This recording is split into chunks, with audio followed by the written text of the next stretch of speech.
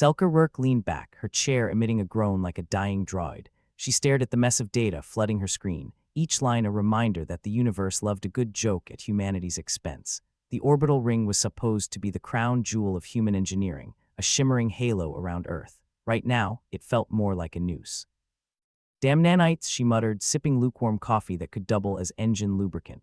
If they were any smarter, they'd unionize. Selka, a self-proclaimed mechanical mediator, a fancy term for patching up the ring whenever it threw a tantrum, had seen her share of oddities. But this was new. Anomalies in the system, like finding a rat in your spaceship, unpleasant and potentially catastrophic. Her workspace was a chaotic blend of ancient tools and cutting-edge tech. Spanners shared space with VR interfaces, while a motivational poster read, "Hang in there. Unless you're in 0G, then you're screwed." She'd been logging hours longer than the sun had been up, and her patience was thinner than Martian atmosphere. The comm buzzed. With the enthusiasm of a slug on sedatives, she tapped it. "Rourke here. If this isn't about beer or a lottery win, make it quick. Selka, it's Gord. You got a moment?" Gord Kessler, her partner in crime. Literally once, they'd liberated a shipment of high-grade circuit boards from a corrupt CEO. The boards ended up funding their little venture, fixing the ring, saving the world, and all that jazz. "Depends," Selka replied. "You bringing me lunch or lies?" "Neither." "Thought you'd want to know about those diplomats." She raised an eyebrow. "Diplomats? The kind that talk too much or the kind that shoot first, talk never?" "New ones. Arrived at the UN this morning. No one knows where they are from, not a peep on the usual channels." She swiveled her chair, interested now. Mysterious diplomats usually meant trouble, and trouble meant overtime, something she could always use more of if the pay was right. "You think they're connected to this nanite mess?" she asked. "I dunno, but when shiny suits show up out of nowhere, I get nervous." "You're always nervous, Gord. Remember that time you flinched at your own reflection?" "Hey, I thought it was a ghost." Selka snorted, but a thought gnawed at her. If these diplomats were up to no good, her job might turn from fixing tech to fixing problems with the kind of solutions that left scorch marks. She ended the call and leaned forward. The data on her screen flickered like a bad memory refusing to fade. If she didn't know better, she'd say the nanites were evolving, adapting, learning. But that was paranoia talking. Or was it? *** halfway across the globe, the United Nations building stood like a tired sentinel. Inside, diplomats and bureaucrats buzzed around like bees with Parkinson's. Meetings about meetings, endless discussions about doing absolutely nothing. It was miraculous anything got done at all. The new arrivals were already causing a stir. Tall, enigmatic, with eyes like black holes, empty and all-consuming. They didn't have names, just titles: Observer, Envoy, and the particularly ominous Harbinger.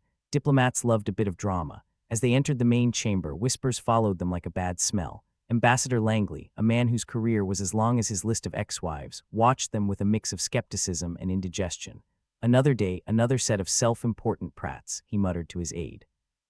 "Sir, they could be important," his aide replied, too young to know better. "Important people don't look that bored," Langley shot back. The envoy stepped forward, his voice smooth and oily. "We are here to observe, nothing more." Langley leaned over to his aide. "When someone says they're just observing, they're either planning to buy it or burn it." The aide nodded, taking notes like a dutiful scribe.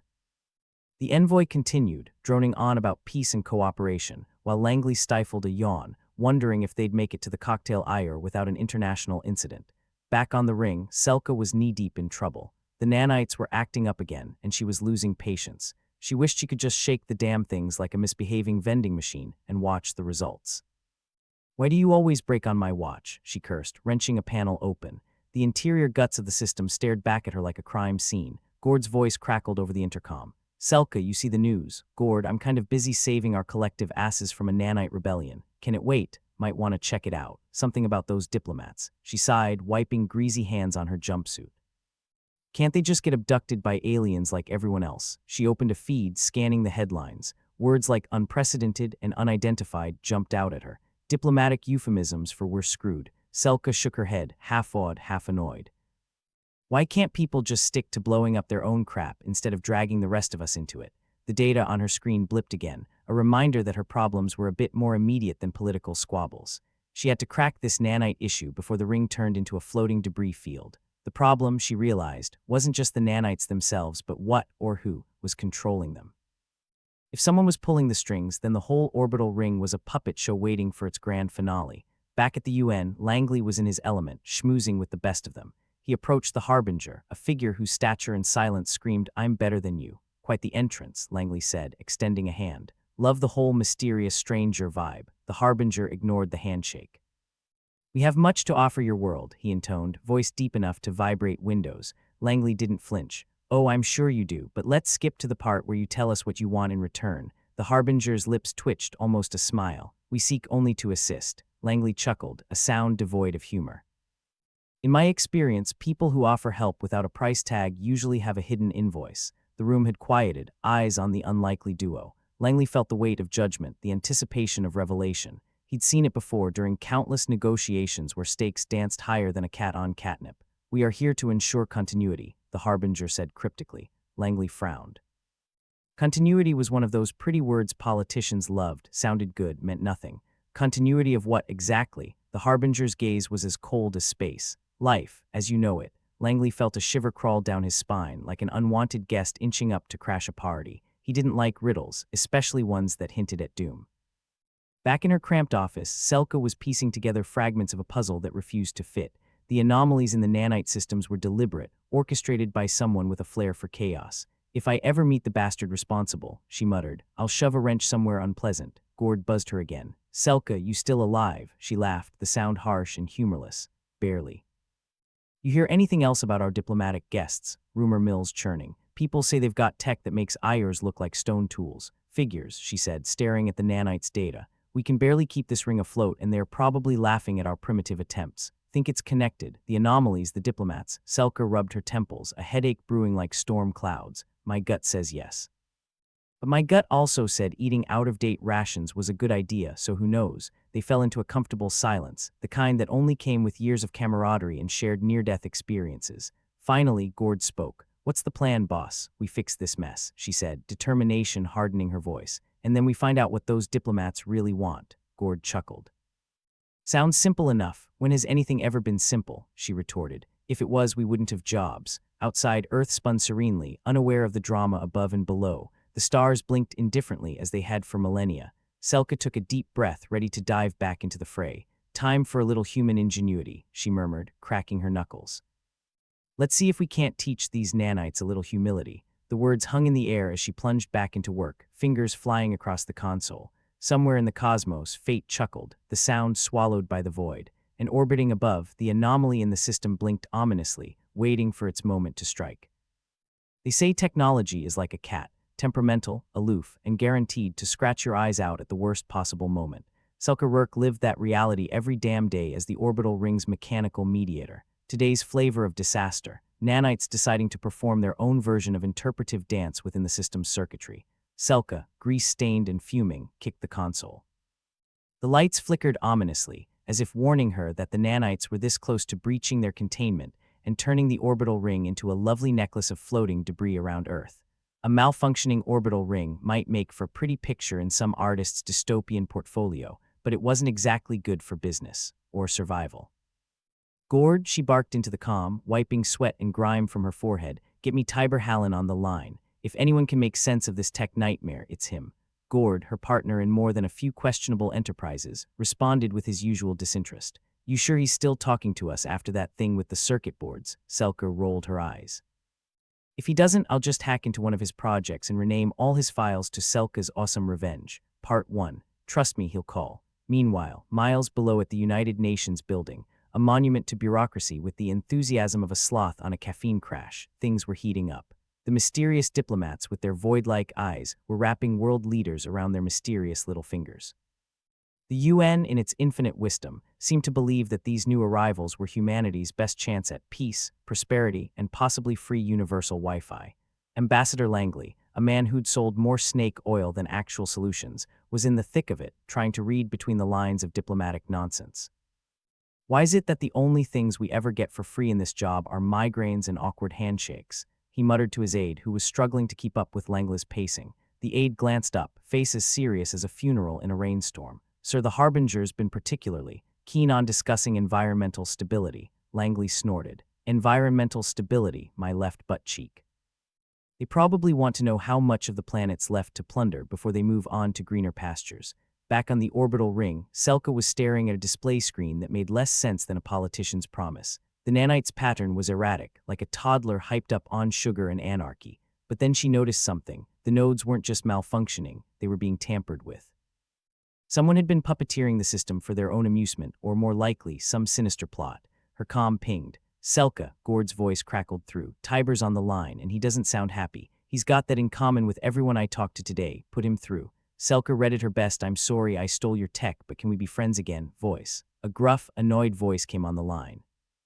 Selka, you thieving weasel, what do you want? Always a pleasure, Tiber, she replied breezily. I need your eyes on something. Nanites are misbehaving, and by misbehaving I mean someone's been feeding them bad code like it's candy. Tiber grumbled something that sounded suspiciously like a curse against her ancestors. You owe me one, and by one I mean like 100. I'll add it to the list.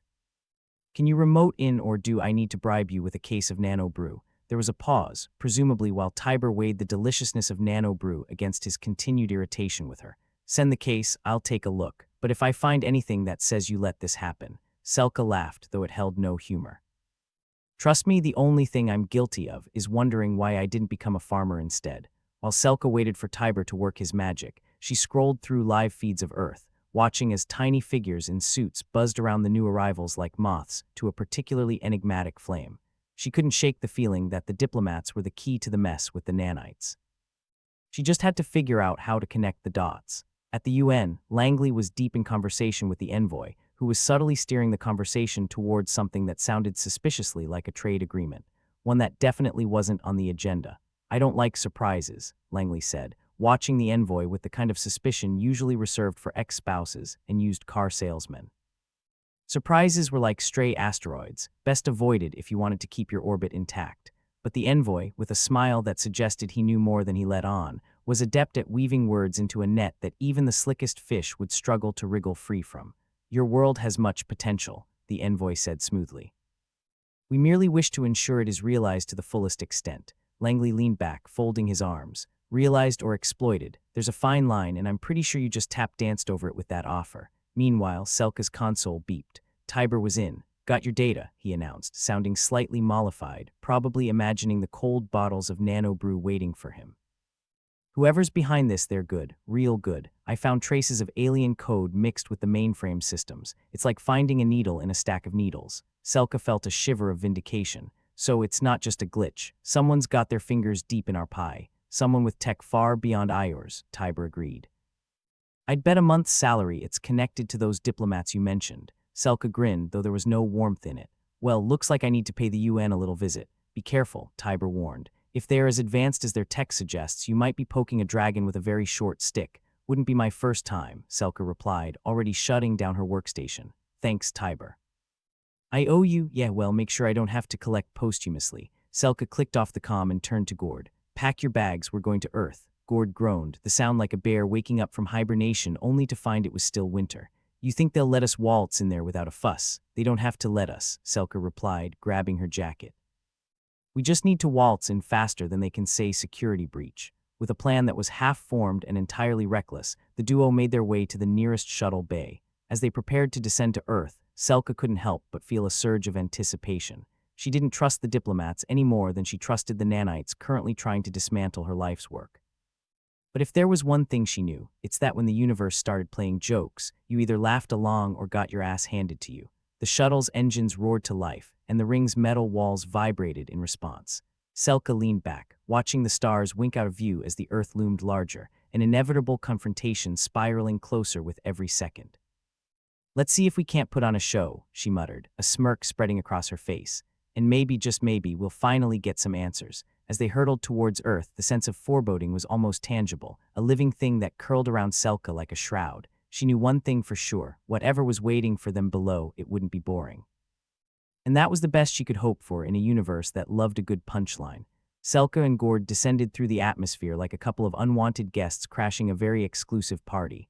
The shuttle rattled, creaked, and groaned, a symphony of distress that had Selka wondering if she should have taken up a safer profession, like juggling chainsaws. Hey, Gord, Selka shouted over the noise. Remind me again why we're heading straight into the lion's den without so much as a decent plan. Gord, who looked like he'd rather be anywhere else, shrugged. Figured it's better than waiting for the nanites to turn us into space dust. Besides, I hear Earth's lovely this time of year. Political unrest and all, Selka snorted. Yet nothing like a little impending doom to spice up the scenery. The shuttle touched down with all the grace of a drunken elephant, skidding to a halt just short of the designated landing pad. Selka unbuckled her harness, giving Gord a lopsided grin. Next time I'm flying. Next time, we're hitching a ride with someone who knows what they're doing, Gord replied, stepping out into the hangar. The UN compound was a hive of activity, diplomats and aides rushing about like ants driven mad by a magnifying glass. Selka and Gord blended into the chaos, just two more bodies among the throng, as they made their way to the heart of the bureaucratic beast. It wasn't long before they found themselves face to face with Ambassador Langley, who looked like he'd aged a decade since their last encounter. "Ah, Selka," he said with all the enthusiasm of a man greeting a tax audit. "Heard you were coming. What brings you to our lovely disaster?" "Just wanted to see the circus up close," Selka quipped, "and maybe find out why the diplomats are suddenly so cozy with alien tech." Langley's expression soured. "You think they're involved?" "I've been getting headaches trying to figure out their angle. Headaches come free with the job, remember?" Selka said. "But yes, I'm willing to bet they're pulling strings. And not the fun, let's make a puppet dance kind." Langley motioned for them to follow. "We're being played, that much is clear. Come on, let's talk somewhere less." Crowded, they found a relatively quiet corner, Langley leaning in conspiratorially. "I don't trust them," he admitted. "Their promises are too good and their smiles are too polished. They're up to something, and it's not just swapping recipes with the Prime Minister." Gord, ever the pessimist, asked, "So what's the plan then?" "Hope they slip up," Langley grimaced. "Diplomats never slip, and if they do, they land on their feet. We need evidence, something to show the rest of the world that these diplomats are more wolves than shepherds." "That's where I come in," Selka added, pulling out a portable terminal. "We've discovered alien code in the orbital ring's mainframe, and I'm willing to bet it's connected to your friends in the UN." "Well, isn't that just peachy?" Langley muttered. "Any idea how deep this goes?" Selka shook her head. "Deeper than we'd like. The code's too sophisticated for us, and it's spreading. If we don't figure this out, the ring's gonna turn into Earth's newest asteroid belt." Langley sighed, rubbing his temples. "Fantastic. So we've got aliens in our systems, world leaders eating out of their hands, and now you tell me the orbital ring's about to implode. Any good news, or are you saving that for later?" Selka offered a half smile. "I hear the cough is decent." They decided to split up. Gord and Langley would stay behind to keep an eye on the diplomatic circus, while Selka would head off to find Tiber. If anyone could help unravel this mess, it was him. Navigating through the UN building was a lesson in patience and irony. Here was a place built on the promise of peace and cooperation, now playing host to aliens who might well be plotting humanity's downfall. Selka couldn't help but chuckle at the absurdity of it. "Miss Rourke, I presume." A voice cut through her thoughts, smooth as starship-grade lubricant. She turned to find one of the alien diplomats standing there, his void-like eyes boring into her. "Call me Selka," she replied, feigning nonchalance. "You must be one of the diplomat types causing all the fuss." He inclined his head slightly, as if granting her a great favor. "Indeed, and you are the technical liaison from the orbital ring." "Yes, something like that. What can I do for you?" "I was hoping we might discuss the challenges you're facing with the ring." Selka raised an eyebrow. "Challenges?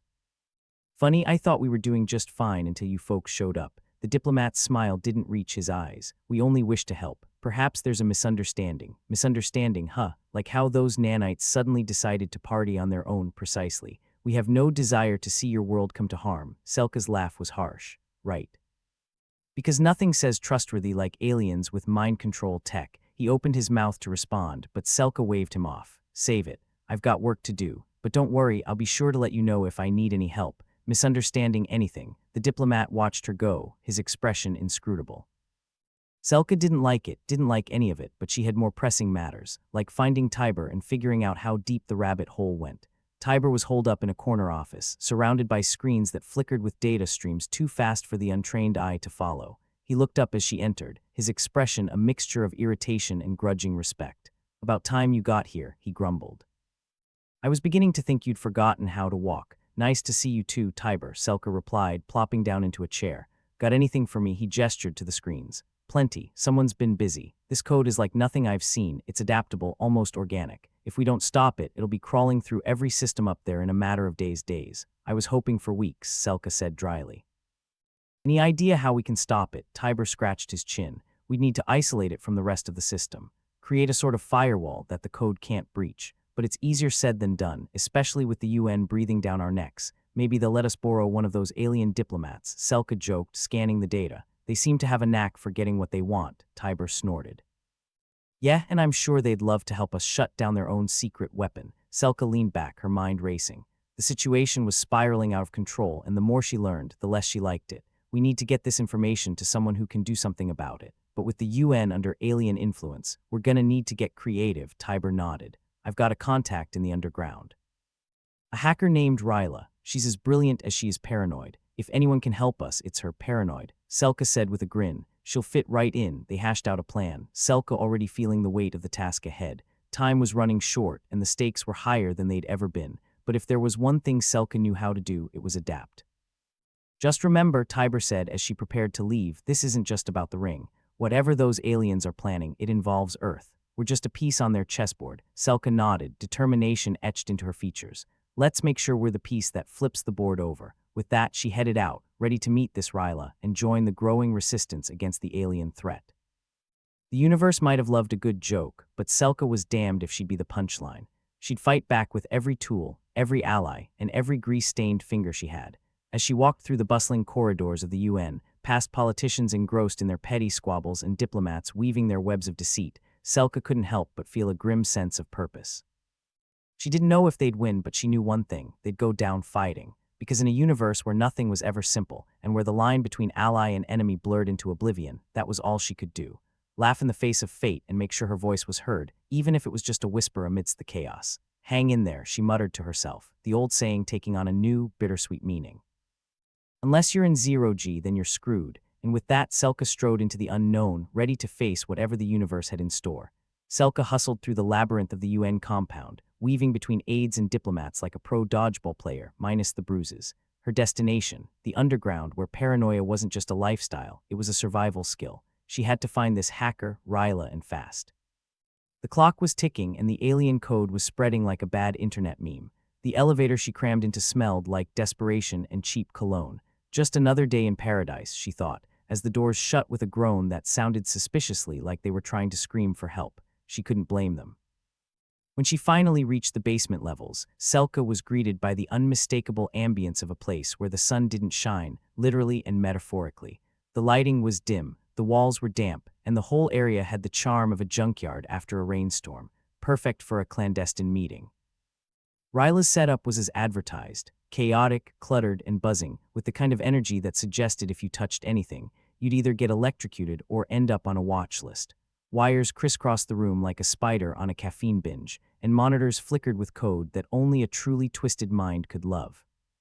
Selka Rurk, a voice drawled from behind a stack of old server units. I'd say welcome, but I reserve that for people I like. Good thing I'm not here for the hospitality. Selka shot back, stepping further into the digital lair. Tiber said you were the best. Ryla emerged, her hair a wild tangle of color that defied the spectrum and her eyes gleaming with a mix of curiosity and suspicion. He would say that. The man's got a taste for the paranoid, and yet here I am, asking for your help. Selka scanned the room, half expecting a trapdoor or hidden camera to pop out and yell gotcha. Ryla snorted, leaning against a desk that was one wire short of an explosion. You're here because you've got a problem you can't solve with wrenches and spit. True enough. Selka handed over a data stick, the glowing icon of the alien code pulsing like a heartbeat. We need to contain this before it turns the orbital ring into a cosmic frisbee. Ryla's fingers danced over the nearest keyboard, her eyes glued to the screen as the data unfolded. She let out a low whistle. Well, isn't this a piece of work? It's like the code is thinking for itself. Tell me something I don't know, Selka replied dryly. Can you stop it? Ryla smirked, a glint of excitement in her eyes. Stopping it is one thing, but turning it against them, now that's a challenge worth my time. Selka grinned, feeling the first flicker of hope. You're speaking my language, good. But first, Ryla said, holding up a hand, I'm gonna need something from you. Something to shake the tree a little, see what falls out. Go on, Selka said, wary. Those aliens, they're new players, right? They haven't quite figured out all our little quirks. I say we use that to our advantage, like how culture, Ryla replied with a grin that was all mischief and malice. They don't get it, they don't get us. We show them some good old-fashioned human unpredictability, and maybe, just maybe, we can catch them off guard. Selka nodded slowly, the gears in her head starting to turn. I like it, but we'll need something big, something they can't ignore. Ryla tapped her chin thoughtfully. A diplomatic gala. They love those, right? Bunch of pomp and circumstance, smiling for the cameras. Selka's eyes lit up, of course.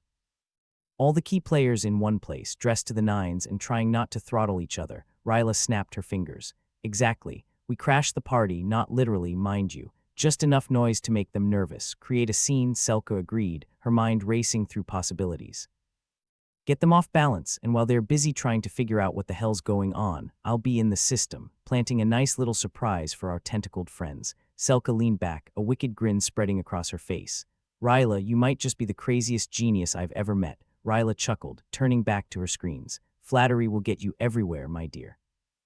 Now let's set this plan in motion. With a plan in place, Selka left Ryla's Cave of Wonders, feeling more optimistic than she had in days. The aliens might have had the upper hand, but they didn't have human ingenuity on their side. That was a mistake she intended to exploit. Back in the heart of the UN, Selka found Gord and Langley in the middle of a heated discussion about diplomatic protocol and the likelihood of interstellar war, a cheery topic for any occasion. Gentlemen, she announced, sliding into the seat next to Gord, I've got news. Gord raised an eyebrow. Good news or we're all gonna die news. Surprisingly, it's the former, she replied, catching Langley's eye. You've got a plan to expose the aliens. Langley looked skeptical. And this plan involves what exactly? A strongly worded letter, even better, Selka said, leaning forward conspiratorially. We're gonna crash a party, Gord snorted. That's your plan. Cause a scene and hope they spill their secrets like drunk teenagers. It's more than that, Selka insisted. We'll use their ignorance of human culture against them. Get them to make a mistake while we plant a countermeasure in their code. Langley rubbed his temples. You're asking us to gamble everything on the chance that these aliens won't notice what we're doing, Selka shrugged. It's either that or watch the orbital ring fall apart and take half the planet with it. I know we're not dealing with amateurs, but they don't know us like we know us. Gord nodded slowly. It's risky, but it could work. We just need to pull off the distraction of a lifetime. Langley sighed, resignation in his eyes. If we're going to do this, we'll need the cooperation of people who can actually make a difference. Leave that to me, Selka said, determination stealing her voice. I'll get the word out. We'll have enough people to make it convincing. Gord clapped a hand on her shoulder. Then let's get moving. The sooner we make them sweat, the better. As they set their plan into motion, Selka couldn't help but marvel at the audacity of it all. It was madness, pure, unadulterated insanity. But then again, wasn't madness exactly what the situation called for? The universe had always loved a good joke at humanity's expense. This time, Selka planned to make sure they got the last laugh. The gala was set to be a grand affair, the kind of event where the elite gathered to congratulate themselves on how much they mattered. Security was tight, but Selka and Gord had managed to procure invites through a mix of charm, bribery, and liberal use of Gord's dodgy connections. Sometimes it paid to have a past. The venue was a sprawling mansion that screamed opulence and bad taste in equal measure. Crystal chandeliers hung from the ceiling like the glittering remains of a failed high society piñata, and the air was thick with the scent of overpriced cologne and underwhelming hors d'oeuvres. Selka adjusted her dress, feeling like a fish out of water in the fancy getup. Remind me again why I agreed to this, because you love me, Gord replied with a smirk, dressed in a suit that almost made him look respectable. Almost. I must be out of my mind, she muttered, scanning the room for familiar faces. The aliens were easy enough to spot, their otherworldly features standing out amidst the sea of humanity. They moved with the grace of creatures accustomed to being watched, every gesture smooth and deliberate. Selka felt a prickle of unease but pushed it aside. They had a job to do. Remember, Gord whispered as they made their way through the crowd, we need something big, something they can't ignore. Selka nodded, her eyes landing on the centerpiece of the room, a massive ice sculpture carved into the likeness of some mythical creature. It was both gaudy and impressive, a testament to human vanity at its finest. I've got an idea, she said, a mischievous glint in her eye. Follow my lead, Gord raised an eyebrow but didn't argue, trailing after her as she approached the sculpture. Selka grabbed a champagne flute from a passing waiter, raising it high. Ladies and gentlemen, she announced, her voice cutting through the murmur of conversation. A toast to our esteemed guests. Heads turned, curiosity piqued, and Selka felt the weight of countless eyes on her. The aliens watched with expressions that could only be described as politely intrigued. To our new friends, may your stay on Earth be as enlightening as it is entertaining, she continued, her voice dripping with false sincerity. And may you find our culture as rich and complex as we do. With that, she hurled the champagne flute at the ice sculpture, the glass shattering in an explosion of liquid and crystal. The room fell silent, shock and disbelief rippling through the crowd. Gord, ever the actor, stepped up beside her. And may your thirst for knowledge be as unquenchable as our thirst for truth. The aliens exchanged glances, their calm facade slipping ever so slightly. It was the opening Selka needed. In the ensuing chaos, whispers and speculation spread like wildfire. Selka and Gord slipped away, heading for the secure area where Ryla was waiting to execute her part of the plan. Nice touch, Gord said as they hurried down a corridor. Think it worked, Selka smirked. It got their attention, didn't it? They reached the control room, Ryla already at work, her fingers flying over the keys as she tapped into the secure networks. Her face was a mask of concentration, the screens around her displaying a dizzying array of data. Everything's set, Ryla said without looking up. Once they start scrambling to contain the fallout, I'll slip in and plant the countermeasure. Selka nodded, feeling the adrenaline coursing through her veins. Let's do this. As Ryla worked her magic, Selka and Gord kept watch, their eyes fixed on the monitors displaying the gala. The aliens were in a huddle, their expressions tense and their movements hurried. They were rattled, and that was exactly what Selka had hoped for. They're on the move, Gord noted, pointing at one of the screens. Good, Ryla said, her voice steady. That means they won't see this coming. Moments later, the system chimed, a soft ping that signaled the success of Ryla's infiltration. Selka let out a breath she didn't realize she'd been holding, relief washing over her. We're in, Ryla confirmed, leaning back with a satisfied grin. They won't know what hit them. Selka's mind was already racing ahead. This was just the beginning. They'd thrown the first punch, but the fight was far from over. The aliens would regroup, reassess, and retaliate, but for now they had the upper hand. As they slipped out of the control room, Selka couldn't help but feel a grim sense of triumph. They'd taken a gamble, and it had paid off, at least for the moment. The universe might love a good joke, but Selka Rourke was determined to make sure the punchline was worth it. Hang in there, she whispered to herself as they made their escape, the words carrying a new weight. They were in the fight of their lives, but at least they were fighting. And sometimes that was all that mattered. The grand plan had been to slip out unnoticed, but the universe, ever fond of its cruel humor, had other ideas. Selka and Gord barely made it into the alleyway behind the mansion before they were surrounded by a group of stern-faced individuals whose appearance screamed government issue. Their uniforms were as bland as the hors d'oeuvres inside, gray, tasteless, and probably just as indigestible. Looks like the after-party's come to us, Gord muttered, hands casually raised. What do you think? Cops, spooks, or overly enthusiastic party planners? Selka sighed, her eyes darting around for an escape route, though each alley seemed more uninviting than the last. I'm betting on spooks. Cops usually have a more pronounced sense of irony. The apparent leader of the group stepped forward, a woman with a face so devoid of expression it could have been carved from stone. Selka Rourke and Gord Kessler, you're coming with us. Selka considered her options. There weren't many, and most ended with her being handcuffed or worse. And if we politely decline, then we impolitely insist, the woman said, her tone making it clear she was not up for negotiation. Charming, Gord remarked, as they were herded into a waiting vehicle with all the gentleness of furniture movers hauling a particularly ugly couch. Didn't even get to take a party favor. The ride was short and silent, the kind of silence that gnaws at you like a hungry rat. Selka tried to keep her mind calm, but it wasn't easy when you're being driven to what could be your doom by people who looked like they could crush a walnut with their bare hands, and probably had. When they arrived, they were escorted into a nondescript building that screamed temporary government office, complete with flickering fluorescent lights and the musty smell of bureaucracy. If Selka had ever doubted the universe's disdain for her, this setup was a resounding confirmation. They were led into a dim room where Tiber Hallen, their tech wizard, was already waiting. He looked up, his face a mix of relief and exasperation. Took you long enough. I was beginning to think they'd lost you along the way. Selka rolled her eyes as they were unceremoniously seated across from him. Nice to see you too, Tiber. We got a little sidetracked by our new friends here. The woman in charge crossed her arms, her expression still frozen in that unsettling, unyielding neutrality. Enough with the pleasantries. We know what you've been up to at the gala. Great, Gord piped up. Then we don't have to fill you in on the details. Saves us all a lot of time. She ignored him, focusing on Selka. We have reason to believe you're involved in activities detrimental to Earth's security. Well, Selka said, feigning innocence as best as one could when caught with their hands in the metaphorical cookie jar. That's a very broad accusation. Care to narrow it down a bit? The woman leaned in, her eyes sharp and unyielding. For starters, you've been meddling with alien technology. Technology that's beyond your understanding and outside your jurisdiction. Selka met her gaze, refusing to back down. If by meddling you mean trying to stop our planet from becoming a giant ashtray, then yes, guilty as charged. Tiber chimed in, his voice laced with sarcasm.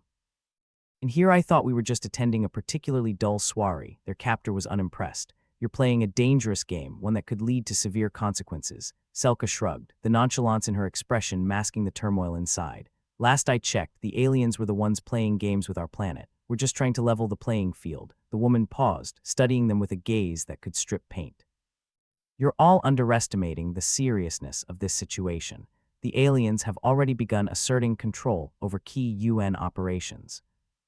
Humans are being pushed to the brink of chaos, and you're out here throwing parties. Correction, Gord said, raising a finger like he was in the world's most dangerous classroom. We're out here preventing a massacre. By getting yourselves arrested, the woman retorted, her patience clearly wearing thin. Selka sighed, the weight of the situation pressing down on her. Look, we all want the same thing: stability, survival, a planet that doesn't implode because of some cosmic prank. We're on the same team here, whether you like it or not. Then prove it, the woman challenged, sitting back with the air of someone who had heard it all before. And how do you suggest we do that? Tiber asked, an eyebrow arched in defiance. The woman leaned forward, her eyes gleaming with a hint of something dark and dangerous. You want to help? Then you need to find out exactly what the aliens are planning and stop it before they pull the trigger on whatever scheme they've got lined up. Sounds simple enough, Gord quipped, though the gravity of the task weighed heavily on all of them. The woman stood, signaling the end of their not-so-friendly chat. You're being watched, one wrong move and you won't get another chance. As they were led back out, Selka's mind raced with possibilities, the enormity of the situation sinking in. They were outmatched, outgunned, and out of time. But they were still in the game, and that meant there was hope, however slim. Looks like we've got our work cut out for us, Tiber said once they were clear of their captors. Yes, Selka replied, her voice steady despite the chaos swirling around them.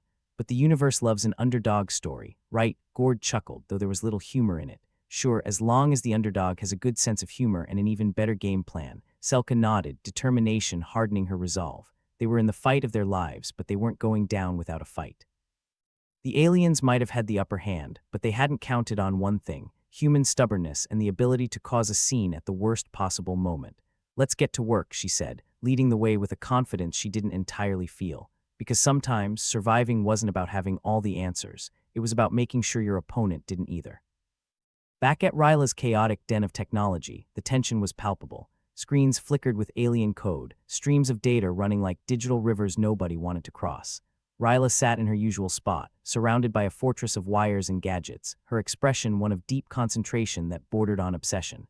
Didn't expect to see you so soon, she greeted them without turning from her screens. Yeah, well, plans changed, Selka replied, taking a seat on a crate that looked sturdy enough to support her weight. We need to know what the aliens are planning, and we need it yesterday. Ryla nodded, her eyes never leaving the screens. I've been digging through the layers of their code. It's like wading through a swamp of logic, puzzles, and existential dread. Sounds delightful, Gord remarked, leaning against a wall. Find anything useful in all that digital angst? Maybe, Ryla said, her fingers dancing over the keyboard. Their code is like a spider's web. Touch one thread and they feel it everywhere. But there's a pattern to it. I think I've found a weak spot. Think or no? Tiber asked, his own fingers itching to get in on the action. Think, Ryla corrected, a hint of irritation in her voice. But it's better than nothing. Selka exchanged a glance with Gord, the weight of their precarious situation settling in. We need to act fast. The longer we wait, the stronger their hold becomes, and the more likely they'll figure out we're onto them, Gord added, his eyes scanning the room as if expecting the walls to sprout ears. So what's the play? Tiber asked, the excitement of the challenge mingling with the anxiety of their predicament. Selka leaned forward, her voice low and urgent. Ryla, can you exploit that weak spot? Feed them false data or something that buys us time? Ryla nodded, her focus unwavering. I can try. But it'll be like threading a needle in a hurricane. Well, it's a good thing you're the best needle threader we know, Selka said with a small smile, though her heart wasn't really in it. Flarry will get you everywhere, Ryla replied with a smirk, finally glancing up, her eyes meeting Selka's. But I'll need a distraction. Something big enough to keep them looking the other way, Gord sighed, already anticipating the chaos that would follow. Another party crashing. I'm running out of dress shoes, Selka shook her head. No, something more direct. We need to create a rift between them and their human allies, make them question their trust, and how do we go about doing that? Tiber asked, leaning in. By turning their own suspicion against them, Selka replied, her mind racing with possibilities. They're here because they see us as a threat. We need to play into that paranoia, make them doubt anyone who's too eager to please them. Divide and conquer, Ryla murmured, nodding slowly. Clever. Risky but clever story of our lives, Gord quipped, straightening up. Let's get to it. As they began hashing out the details, Selka felt a flicker of hope. They were still outmatched, still teetering on the brink of disaster, but they had a plan. A risky, audacious, and possibly insane plan, but a plan nonetheless. And in a universe that delighted in throwing curveballs, that might just be enough to tip the scales in their favor. Selka was beginning to wonder if the universe had a special place in its cold, cosmic heart for screwing her over. Locked in a cell that smelled like it doubled as a damp sock drawer, she could almost hear the cosmic laughter echoing through the air vents. The only window was a tiny barred square that offered a glorious view of a brick wall. Not exactly five-star accommodations, but then again, she wasn't exactly a five-star guest. Well, this is cozy, Gord grumbled, pacing around like a caged animal. They should charge extra for the ambience, Selka snorted, her back against the cold, concrete wall. I think if they were any more accommodating, they'd have to pay us. Gord stopped pacing, shooting her a wry look. I bet the room service is to die for. Quite literally if we're not careful. Their only other cellmate was a flickering holo distraction that popped up every half-hour to remind them of their rights, which were as limited as their breakfast options. It was nice to know the universe still had a sense of irony. Suddenly, the door creaked open, and Tiber shuffled in, his face a study in exaggerated disappointment. Look at you two. I leave you alone for 5 minutes and you end up in jail. Again, it's like a one-star vacation, Selka replied. Except instead of cocktails, they serve existential dread. Tiber shrugged, a lopsided grin playing at his lips. Well, I come bearing good news and bad news. Which do you want first? The bad, Gord said, without missing a beat. Always start with the bad. That way the good feels like slightly less of a kick to the gut. The aliens have ramped up their nanotech manipulation. They're integrating it into everything, even the orbital ring, Tiber said, his voice dropping for effect. They're planning something big and soon, Selka sighed. Well, that's just peachy. And the good news? Tiber leaned in, lowering his voice as though the walls had ears, and given their luck, they probably did. I found a flaw, Selka's eyebrows shot up. A flaw in their supposedly perfect tech. Tiber nodded, his grin widening. Turns out their nanites are susceptible to certain electromagnetic frequencies. We can disrupt their signals, maybe even hijack them. Gord folded his arms, skepticism etched across his features. And how exactly do we do that from a cell with the charm of a post-apocalyptic broom closet? That's where the daring escape part comes in, Tiber said, his eyes almost twinkling with mischief. We need to create enough of a distraction to override their systems temporarily. Then we can broadcast the signal. Selka's brain was already whirring with possibilities, the promise of freedom a tantalizing prospect. Ryla can help, she's got the tech and the know-how to make it happen. Gord shook his head with grim amusement. And I thought my high school drama club was tense. Tiber chuckled, tapping his temple. Think of it as the ultimate heist. We break out, tap into the alien tech, and give them a taste of their own medicine, all before lunch. Selka nodded, a spark of determination lighting her eyes. All right, let's do it. We might be outmatched and outgunned, but we're not out of options. The plan was as simple as it was audacious. Cause chaos, exploit the nanotech flaw, and scramble the aliens' carefully laid plans. It hinged on perfect timing and more than a little luck, but when had they ever shied away from impossible odds? Later, as they sat in their cell, waiting for their moment, Gord leaned over, his voice a low rumble. You ever think about what you'd do if you weren't constantly fighting for survival? Selka smirked. Yeah, I'd probably open a bakery, make cupcakes that don't explode. Gord chuckled, a rare sound in the gloom. I'd try my hand at stand-up comedy. Seems like the universe could use a good laugh. Their banter was interrupted by the sound of footsteps echoing down the corridor. It was time. Selka glanced at Tiber, who gave a slight nod, his face a mask of concentration. The door swung open, and 2 guards stepped in, their expressions as welcoming as a tax audit. Selka and Gord exchanged a quick look. Showtime. What's the occasion? Gord asked, standing casually as if he were about to be shown to a dinner reservation. Transfer, 1 guard grunted, gesturing for them to follow. Selka's heart raced as they walked down the corridor, Tiber trailing behind them. This was their chance. As they passed the security console, Tiber subtly tapped a button on his wrist device. The lights flickered, a soft hum filling the air. Gord stumbled dramatically, crashing into the console with exaggerated flair. The guards were immediately distracted, one rushing to help while the other fumbled with his comm unit. Selka seized the moment, slipping a small device from her sleeve and attaching it to the console. It beeped softly, a signal to Ryla that the game was on. With the guards momentarily stunned, Tiber moved swiftly, his fingers flying over the console, overriding the cell locks and initiating a localized power surge. The lights dimmed and an alarm blared to life, a cacophony of sound that sent guards scurrying like ants disturbed from their nest. Well, that's our cue, Gord said, grabbing Selka's arm as they sprinted down the corridor, Tiber on their heels. They navigated the maze of corridors with the ease of people who had spent far too much time escaping from places they weren't supposed to be. The alarms were their soundtrack, a symphony of chaos that echoed around them as they barreled towards the exit. Outside, the compound was a flurry of activity. Selka's heart hammered in her chest as they ducked and weaved through the chaos, heading towards Ryla's location. They needed to reach her before the window of opportunity slammed shut. As they reached the rendezvous point, Ryla was already there, her fingers a blur over her setup. You guys took your sweet time, she called over the noise, her eyes glued to the monitors. Had to make it look good, Selka replied, breathless as she joined Ryla. You ready? Born ready, Ryla said, her grin as sharp as the edge of a knife. Let's give these aliens a taste of their own medicine. Tiber joined them, his focus immediately shifting to the equipment. All right, let's scramble their signals and see what happens. Ryla and Tiber worked in tandem, fingers dancing over keyboards as they manipulated the nanotech frequencies. Selka watched, a mixture of hope and anxiety bubbling within her. The screens flickered alien code cascading in an incomprehensible torrent. Then there was a pause, a moment of suspended animation before the entire system shuddered as the frequencies hit their mark. Outside, chaos erupted. The alien tech, manipulated and disrupted, began malfunctioning spectacularly. Drones sputtered and fell from the sky, lights flickered, and the nanites that had been so meticulously controlled began to rebel against their creators. Gord watched the spectacle with a kind of grim satisfaction. Looks like they didn't see that coming. Selka allowed herself a small, triumphant smile. They underestimated us. Big mistake. As the compound fell into disarray, the group knew their work was far from over. They had thrown a wrench into the alien gears, but the fight was only beginning. The aliens would regroup, adapt, and come at them harder. But now they had a fighting chance.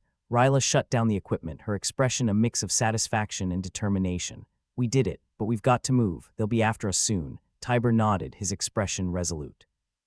We need to rally more people, turn this into a real resistance. We've shown it's possible to fight back. Gord clapped a hand on Selka's shoulder, his grin wide despite the chaos. Looks like we're all in, huh? Selka straightened, the weight of responsibility settling on her shoulders. We've come this far. No turning back now. As they prepared to leave, Selka couldn't help but glance back at the compound, now a hive of alien confusion. They'd taken the first step in a long and dangerous journey, but for the first time in a while there was a glimmer of hope. Let's get out of here, she said, leading the way as they slipped into the shadows, the promise of resistance burning brightly in their hearts. The universe might love a good joke at humanity's expense, but Selka was determined to have the last laugh. The orbital ring loomed above them like a cosmic noose, waiting to strangle humanity's ambitions. Selka squinted up at it, wondering, not for the first time, how something so advanced could also be so damnably unreliable. Think they'll give it a gold star for participation, Gord muttered, watching a drone hiccup and spiral into the abyss. His casual demeanor was only mildly put on. He was too used to this kind of chaos for it to faze him much. Right, maybe we can stick it on the fridge next to humanity's didn't die today certificate, Selka replied. Her voice was dry as a martini left to evaporate in the sun. The situation was dire, but damn it if she was going to face it without a few good quips. Ryla was furiously typing away, her chaotic setup of wires, monitors, and half-drunk energy drinks humming around her like an overcaffeinated orchestra. Give me a sec, I'm almost through this firewall. Then we can really mess up their day. Tiber loomed over her shoulder, his lopsided grin a constant companion. Make sure to leave a calling card, something like with love from Earth. Let's put a bit of humanity's charm into their systems. Like a postcard, Gord said. Wish you were here, not screwing with our planet. Selka couldn't help but laugh, a brittle sound that felt good despite everything. Let's just hope they don't return it with postage due. The tension was a living thing, thrumming through the room as Ryla's fingers danced across the keys. Every second ticked by like a countdown to disaster or salvation, depending on which way the wind was blowing. Suddenly, Ryla's monitors flared to life, alien symbols writhing across the screens. Bingo, she whispered, her voice a mixture of triumph and fatigue. We're in, Selka leaned forward, heart pounding. This was it, the moment they'd been building toward. Let's make them regret the day they ever decided to test their toys on us. Tiber nodded, his face sobering. Time to flip the switch. Let's give our dear visitors a reason to reconsider their holiday plans. With a final keystroke, Ryla activated the frequency disruptor. A low hum filled the room, a sound that reverberated through their bones and out into the ether. The alien nanites, those pesky little harbingers of doom, were about to have a very bad day. Here we go, Gord said, eyes on the monitors as the alien code began to stutter and glitch. Hope they brought their crash helmets. Outside, the effect was immediate and spectacular. The once orderly progression of alien drones became a chaotic ballet, machines jerking and spinning in bizarre, erratic dances. Selka watched with a sense of vindication as the aliens' technology turned on them, a petulant toddler throwing a tantrum. Looks like the kids aren't playing nice, Tiber observed, his voice almost lost amid the cacophony. Time for Plan B. Selka nodded, adrenaline surging. Let's give them the boot, hard. Their goal was simple, if not exactly easy. Expose the aliens' manipulations to the world, turn the tide of public opinion against them, and expel them from the United Nations. Easy as pie if the pie had been baked by a sociopath. The group charged out of their hideout, the compound behind them a symphony of sputtering tech and panicked shouting. The orbital ring was in full view, a testament to humanity's ambition and folly, now a battleground between two very different kinds of life. Think we can get them to leave a Yelp review? Gord asked, grinning despite the tension. Sure, Selka replied. One-star Earthlings were rude, didn't appreciate our nanites, would not invade again. As they made their way toward the UN building, a monument to bureaucracy that now seemed more like a fortress, Selka felt a grim sense of purpose settle over her. They had the element of surprise and a hell of a lot of desperation. It would have to be enough. The entrance was guarded, of course, but the guards were more focused on the skyward chaos than the ragtag group approaching from the street. As they neared, Ryla tossed a small sphere to the ground, and smoke erupted in a thick, blinding cloud. Don't breathe too deeply, she warned, her voice a muffled shout. It's just for show, but no promises it won't make you feel like you've licked a battery. They moved with practiced efficiency, slipping through the confusion and into the building, the smoke covering their retreat. The echoes of the orbital ring's malfunctioning tech followed them, a constant reminder of the stakes. Inside, the halls were a warren of panicked diplomats and frantic aides, their expressions ranging from terror to bemusement. Selka pushed through, eyes on the prize, the central chamber where the decisions were made, where the aliens had embedded themselves like ticks on a dog. Tiber led the charge, his tech-savvy mind already plotting their next move. We need to broadcast, he said over his shoulder. Get the word out before they can silence us. Ryla nodded, her paranoia proving useful as she hacked into the building's PA system. Give me a sec, I'll have them singing our tune in no time. Make sure it's catchy, Gord quipped. We want it stuck in their heads for weeks. The central chamber was a hub of activity, a mix of human and alien representatives locked in heated debate. Ambassador Langley stood at the podium, his voice straining to maintain order amidst the chaos. Selka paused at the entrance, taking in the scene. This was it, the moment they'd been fighting for. Hey Tiber, she whispered, any chance we can make this look impressive? Tiber grinned, fingers flying over his tablet. I'll see what I can do, time for some fireworks. With a final tap, the building's lights dimmed, spotlights angling toward the podium. Langley blinked, momentarily disoriented as the attention shifted. Perfect, Selka said, stepping forward. Let's give them a show. Langley saw her and his eyes widened, surprise and recognition flickering across his face. Selka, what the hell? Sorry to interrupt, she said, her voice ringing out despite the confusion. But we've got a few things to clear up. The alien representatives turned, confusion evident even on their inscrutable faces. Selka lifted her chin, meeting their gazes with steely determination. We know what you've been up to, she continued, using our planet, our people, as your playground. It ends now. Ryla toggled the PA system, and the sounds of malfunctioning drones echoed through the chamber, punctuating Selka's words with a symphony of chaos. That's right, Gord added, stepping up beside her. We're done being your science experiment. The room erupted into pandemonium, voices clashing as accusations and denials flew thick and fast. Selka caught Langley's eye, saw the struggle playing out in his mind. He was a diplomat, a man used to compromise, but there was no middle ground here. Tiber angled the monitor toward the room, displaying footage of the orbital ring's disarray. The alien tech's betrayal laid bare for all to see.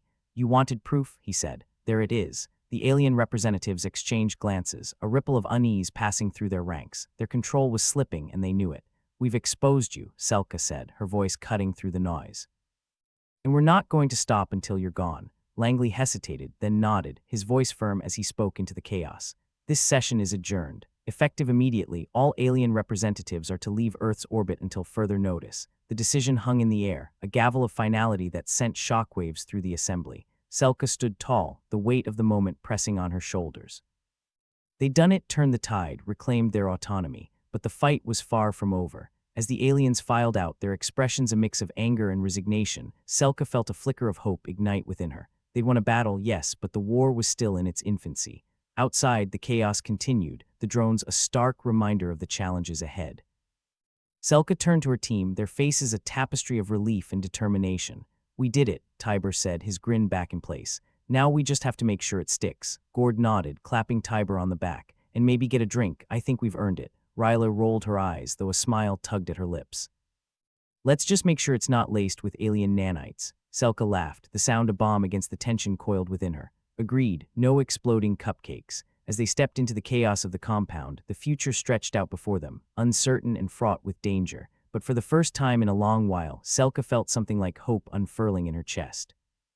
The universe might still be a cruel joke, but they'd proven they could punch back, and that was a start. Come on, she said, leading the way. Let's get to work. There's a world out there that needs saving. With the taste of victory on their tongues and resolve burning bright, they moved forward, ready to face whatever came next. The universe might love a good punchline, but Selka was determined to be the one holding the mic when the laughter died down. The orbital ring hung above Earth like a forgotten party streamer, tattered and singed. It had been through hell and back, bent out of shape from alien tampering and human hubris, a testament to how poorly we managed our toys.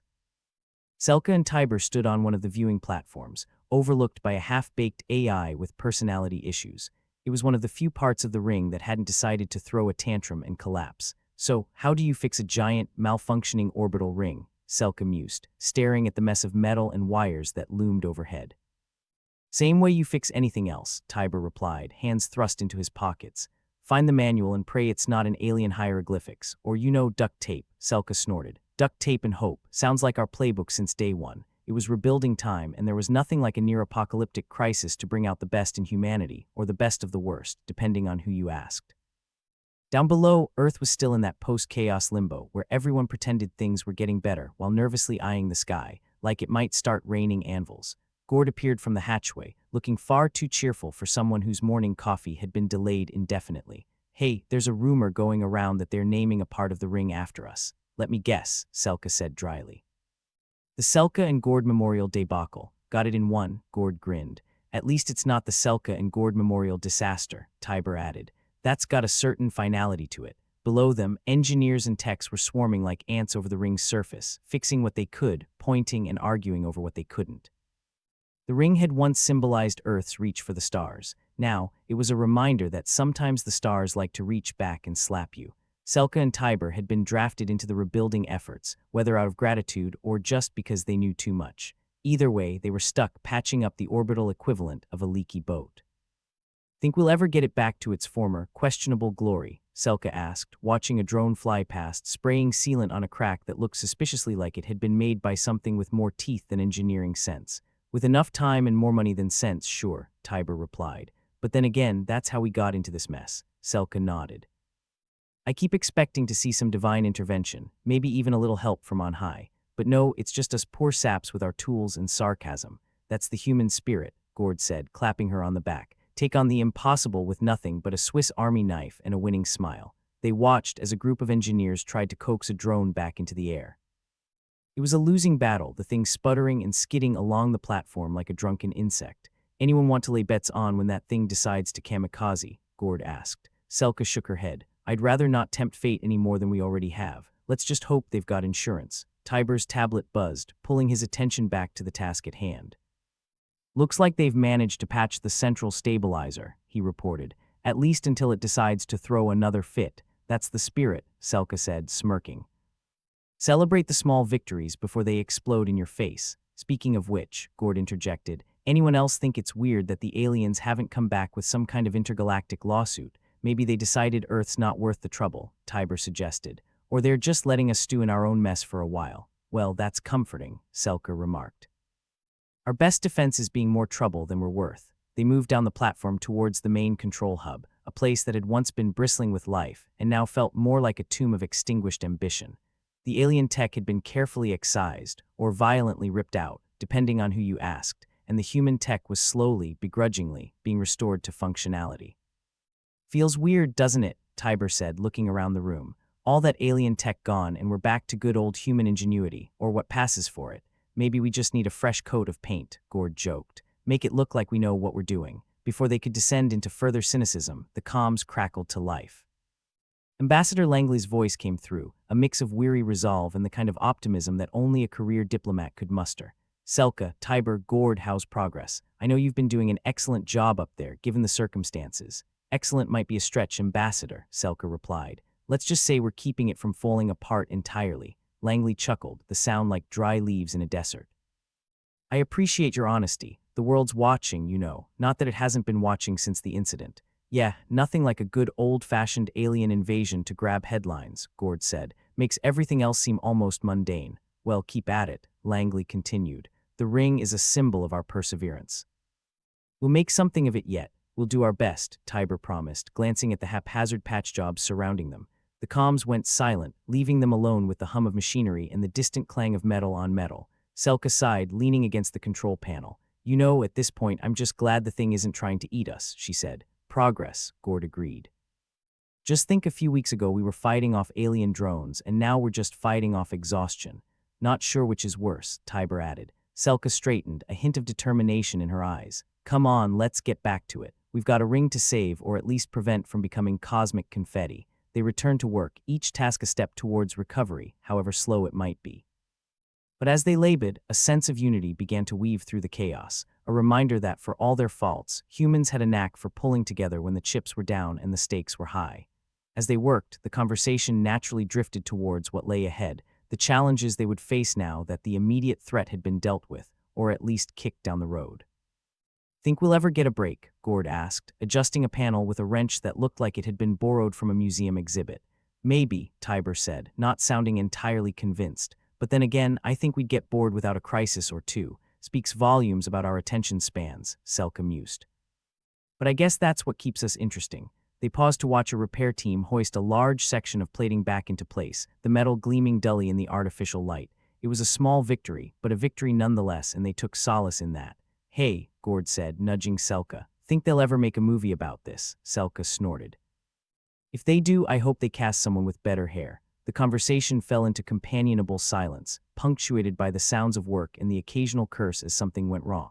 Despite the setbacks, progress was being made, however slowly.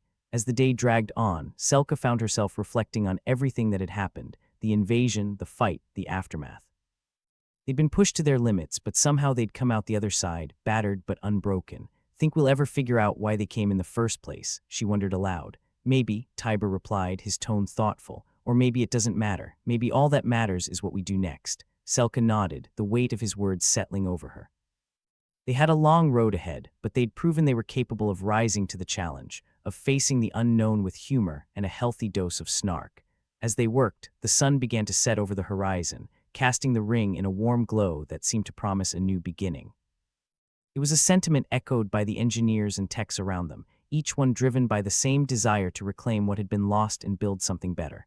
We're gonna be okay, you know, Gord said, a rare note of sincerity in his voice. We always are. Yeah, Selka agreed. We're good at that. They watched as the night began to fall, stars appearing one by one in the sky. For the first time in days, Selka felt a sense of peace, of hope. They'd survived the worst, and now it was time to make sure it stayed that way.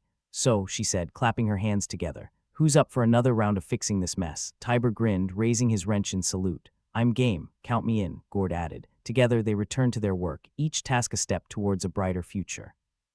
And as they labored, the ring above them began to take shape, a testament to human resilience and the indomitable spirit that refused to back down in the face of adversity. For all its faults, humanity had proven it could weather the storm, and that was a victory worth celebrating.